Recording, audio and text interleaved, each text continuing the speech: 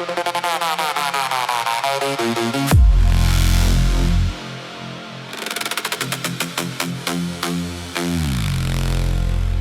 evening, London.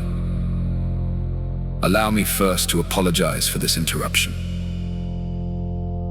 I do, like many of you, appreciate the comforts of everyday routine, the security of the familiar, the tranquility of repetition. I enjoy them as much as any bloke. But in the spirit of commemoration, whereby those important events of the past, usually associated with someone's death or the end of some awful bloody struggle, are celebrated with a nice holiday. I thought we could mark this November the 5th, a day that is sadly no longer remembered, by taking some time out of our daily lives to sit down and have a little chat.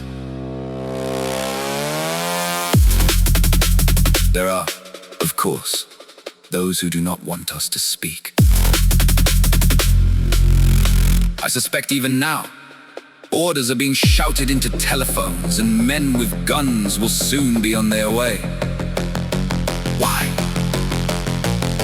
Because while the truncheon may be used in lieu of conversation, words will always retain their power.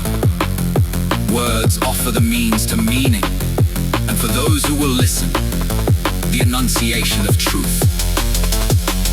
And the truth is, there's something terribly wrong with this country, isn't there?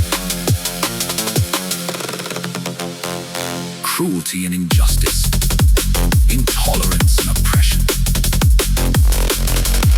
And where once you had the freedom to object, to think and speak as you saw fit, you now have censors and systems of surveillance coercing your conformity and soliciting your submission.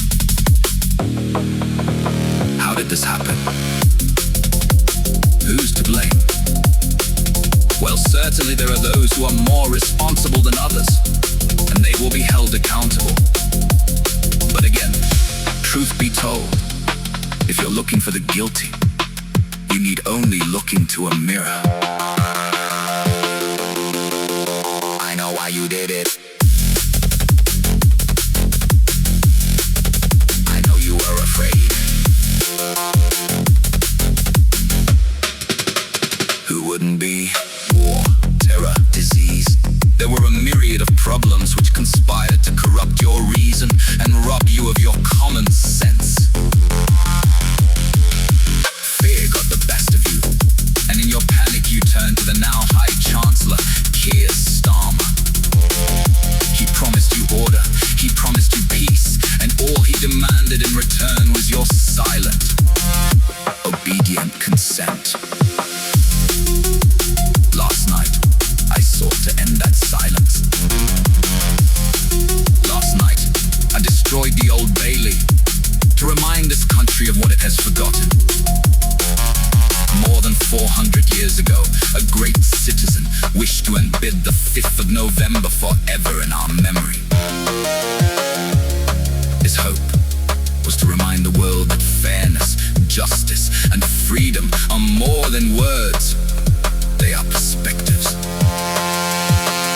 So if you see nothing, if the crimes of this government remain unknown to you, then I would suggest that you allow the 5th of November to pass unmarked.